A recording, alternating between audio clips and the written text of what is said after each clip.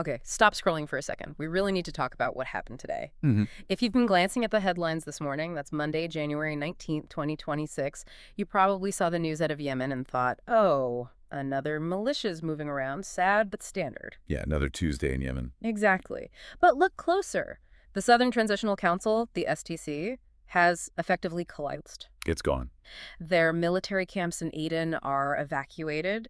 Their leader, Idris al-Zubaydi, is, sitting in exile in Abu Dhabi now? It is a massive development. I mean, it's the end of an era for southern Yemen. Right. And on the surface, I know what you're thinking. You're thinking, okay, factions rise, factions fall, it's Yemen. But here is where it gets really interesting. Uh-huh. Based on the intelligence we're looking at today, this looks like the smoking gun of a much, much larger explosion. It really is. What we're seeing isn't just a local power shift. It is the public, messy, and potentially dangerous divorce between Saudi Arabia and the United Arab Emirates. A divorce. And the fallout is spreading way beyond Yemen. It's pulling in Israel, Somalia, Egypt, and it's completely rewriting the map of the Red Sea. So our mission for this deep dive is to connect those dots. How does a military takeover in a Yemeni port city trigger a Cold War across the Horn of Africa? Right. To help us, we're looking at a brand new strategic analysis dropped today by Dr. Farid Novin. It's titled The Collapse of the Southern Transitional Council in Yemen and Red Sea Reordering. Dr. Novin's work is fascinating. He argues that we've moved from just tactical friction between allies to a full-blown structural competition, the alliance that defined the last decade in the Gulf. Yeah. It's effectively dead. Okay, let's unpack this. We have to start with the what, because the speed of this collapse is, honestly, it's shocking. The STC has been the dominant force in the South since, 2017? Roughly, yes. For years. They were the ones waving the flag for independence. They had the guns. They had the territory. How did they go from running the show to exile in a matter of weeks? Well, they didn't just trip and fall. They were pushed. But they also tried to make this huge grab for power right before the end. Oh, that's right. Hubris played a huge role here. If we rewind just a few weeks to December 2nd, 2025, the STC launched something they called Operation Promising Future. Promising future. It was a massive gamble. They pushed out of their traditional strongholds and seized control of the oil-rich governorates of Hadramaut and Al-Mara. So they were trying to secure the bank account for a future state. Exactly. You can't run a country without revenue. Yeah. They needed those oil fields, and they didn't stop there. Yeah. On January 2nd, just over 2 weeks ago, they actually issued a constitutional declaration for a state of South Arabia. Wow. They were going for full independence. That is a bold move. It was a step too far. They proposed a 2-year transition, a referendum. But this crossed a major red line for Saudi Arabia. Riyadh saw this not as southern liberation, but as a direct threat to their border security. They looked at the map and saw a chaotic, UAE-backed proxy state forming right on their southern doorstep. And the response was incredibly swift. Saudi-backed forces, under the Presidential Leadership Council, the PLC, they launched a counteroffensive. And when you say swift, you mean brutal efficiency. By January 15th, the STC had lost everything they gained. Yeah. But there's one detail in Dr. Novin's report that actually, it made my jaw drop. Okay. We need to talk about December 30, 2025. The airstrikes on Mukalla. Yes. The airstrikes on Mukalla. This is the part that feels like a history book moment. Saudi Arabia launched airstrikes on the port of Mukalla. But they weren't bombing the Houthis. Oh? They weren't bombing al-Qaeda. Who were they targeting? This is the critical turning point. Riyadh stated they were targeting weapons shipments coming from the UAE, intended for the STC. Just pause on that for a second. You have Saudi Arabia, the leader of the coalition, bombing a weapons shipment from the UAE, their #1 partner in that coalition. That is wild. It's unprecedented. Oh. It was direct military engagement between two purported allies. It signals that the coalition exists in name only. Wow. Saudi Arabia essentially said, we will not allow you to arm a proxy force on our border. And they used kinetic force to stop it. It's like watching two people who have been married for 10 years suddenly start throwing the furniture at each other. Right. And the result was total capitulation.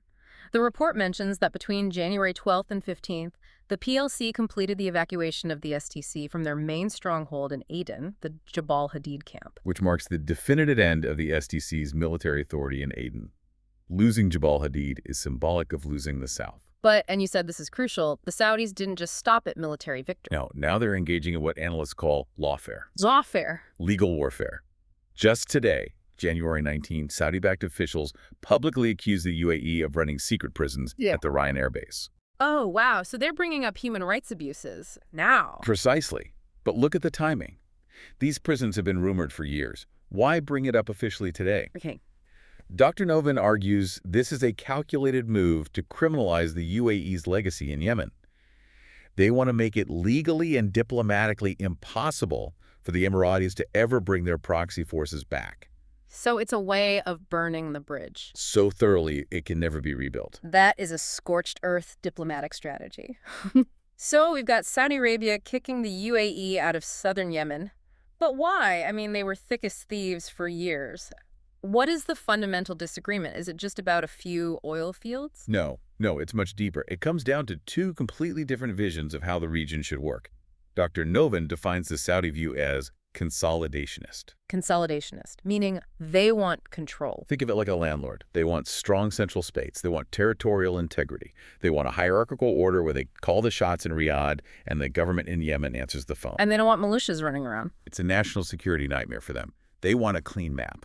Okay, so Saudi Arabia is the old school state model. What about the UAE? The UAE pursues what's called a networked approach. They aren't the landlord, they are the merchant. The merchant, okay. They aren't as interested in the big central government. They want to control the choke points. They want the ports, the coastlines, the islands, Aden, Socotra, Berbera. A string of pearls. Exactly. They build influence through proxies, local groups they can pay an arm to secure their commercial and maritime interests. They don't need to govern the whole country, they just need to control the dock. So Saudi Arabia wants a state, and the UAE wants an empire of ports. That's a great way to put it. And for a long time, they could coexist. But when the UAE's network started threatening Saudi's border security in Hadramaut. When the merchants started trying to rezone the landlord's property? That's it. The marriage fell apart. Al Jazeera is describing the rift as exposed like never before. There's no coming back from this. And this is where the story gets even bigger. Because this divorce isn't staying contained in Yemen, it's jumping across the water to the Horn of Africa. A huge leap. Dr. Novin's report talks about a complex geopolitical constellation. Connect these dots for us. How does Israel fit into a Saudi-UAE fight? This is where we have to look at December 26, 2025. That was the day Israel became the first UN member state to officially recognize Somaliland. Okay, quick refresher for everyone. Somaliland is the breakaway region of Somalia, right? It's been acting independent for decades, but nobody recognized it. Exactly. Somalia considers it their sovereign territory, but then Benjamin Netanyahu and Gideon Saar signed this deal. They called it in the spirit of the Abraham Accords. But here is the kicker. Intelligence suggests this wasn't just a diplomatic handshake. It was about a base. A military base. A surveillance platform in Hargeisa. The report suggests the UAE facilitated this whole thing. The idea was to set up a listening post to monitor the Houthis from the African side of the Red Sea. Okay, I can see the logic. The Houthis are a threat to Israel, so Israel wants eyes on them. The UAE helps set it up. But I imagine Somalia was not thrilled about this. Not thrilled is the understatement of the year. Mogadishu went nuclear, diplomatically. They view this as a complete violation of their sovereignty. So what did they do? Well, when the UAE helped engineer this recognition, Somalia retaliated.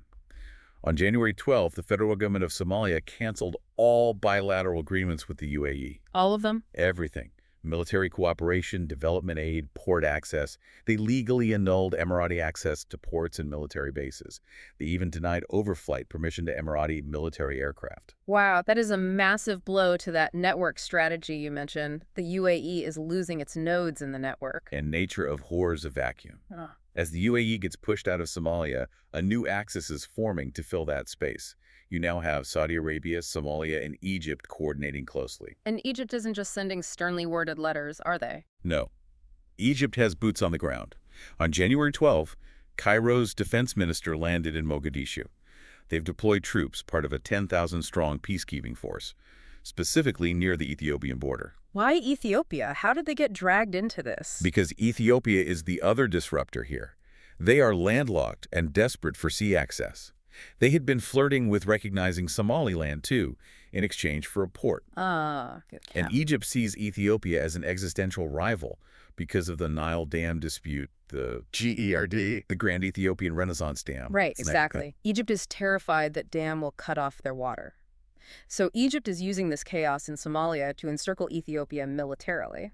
They are saying, if you mess with our water, we will put troops on your border.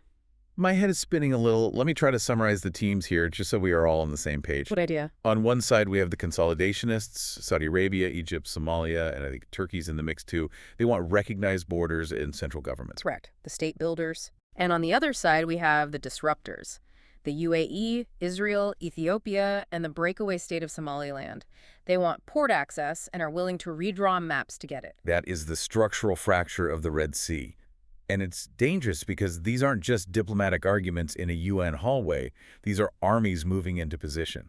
Right. You have Egyptian troops staring down Ethiopians. You have Saudi jets bombing UAE supplies. And while all these giants are arm wrestling, what is happening to the people on the ground? Because Dr. Noven's report has a section called The Immediate Risks, and it looks terrifying. This is the so what for the listener.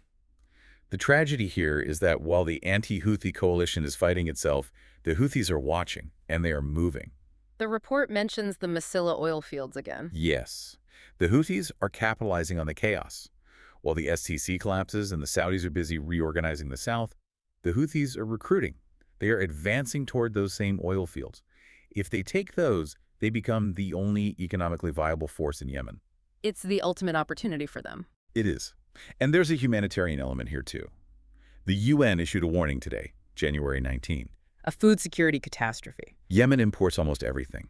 The port of Aden is crucial for aid. But right now, Aden is in political limbo. If the port is paralyzed by this transition, people starve. And the Houthis are using that. You're using that hunger. They are positioning themselves as the only ones who can provide order. They are saying, look at the south, it's a mess. We are stable. It's a nightmare scenario. And speaking of order, just because the STC leadership is in Abu Dhabi doesn't mean their fighters just went home, right? You don't just delete an army. That's the other immediate risk, insurgency. Yeah. You can dismantle an organization, but killing a sentiment is much harder. On January 10th, there were protests in Aden featuring flags of former South Yemen. And the report says hardliners in Al Dail and Laj are refusing to surrender their weapons. Exactly. These are rugged, mountainous areas. The fighters there are signaling a shift from a regular army to guerrilla warfare. So Saudi Arabia might have won the battle for Aden, but they may have sparked a decentralized insurgency that will plague them for years. They might have traded a rival state for a permanent headache. It feels like a Greek tragedy. Saudi Arabia wanted to secure its border, so it crushed the UAE proxy. But in doing so, it removed the buffer against the Houthis and maybe broke the alliance needed to keep the Red Sea safe. It's the paradox of the consolidationist victory. You get your central state, but if that state is weak and the PLC is very weak, you end up with a vacuum. And in the Middle East, vacuums are filled by extremists and enemies. Dr. Noven mentions a meeting happening right now in Riyadh, the Southern Dialogue. Yes, this is Saudi Arabia's attempt to fix the mess. They're gathering Southern elders, politicians, and tribal leaders to try and create a new Saudi-loyal political entity. So they want to co-opt the Southern grievances, but keep them under Riyadh's thumb. Pretty much. It's a desperate attempt to glue a broken vase back together, and it's the litmus test. How so? If this Southern dialogue fails, if the people in Aden see these new leaders as just Saudi puppets, then the insurgency begins in earnest, and the Houthis will walk right through the open door. It really puts into perspective how fragile stability is. We look at a map and see countries, but what we're really seeing is a constant high-stakes poker game. And the chips are human lives and global trade routes. Remember, the Red Sea is a vital artery for the world economy. About 12 to 15% of global trade passes through there. Right. If this turns into a four-way war between Saudi proxies, UAE proxies, the Houthis, and Ethiopian interests, shipping insurance rates are going to skyrocket. Which means the price of everything, gas, electronics, coffee goes up for everyone listening. Exactly. Supply chains will shatter. We are looking at the potential militarization of the entire basin. It's not just a local skirmish. It's sobering. We started this deep dive talking about a fracture, but it feels more like a shattering. The old alliances are gone. They are. The assumption that the Gulf states, Saudi Arabia, and the UAE act as a single bloc is dead. Washington, London, Beijing, they all have to wake up to this new reality. You can't just call the Gulf anymore. You have to pick a side. That is a terrifying thought for diplomats who are used to the old playbook. Before we wrap up, I want to leave the listener with a final thought. Okay. We've talked about the STC collapsing. We've talked about the Saudi victory in Aden. But here is the provocative question. With the STC gone, that buffer is removed. The PLC, the government Saudi Arabia backs, has struggled to provide basic services for years. Right, they have a terrible track record. So if they can't deliver food and governance immediately, like this week, to a population that already resents them, will this January reckoning actually be the thing that hands the South over to the Houthis? That is the ultimate irony.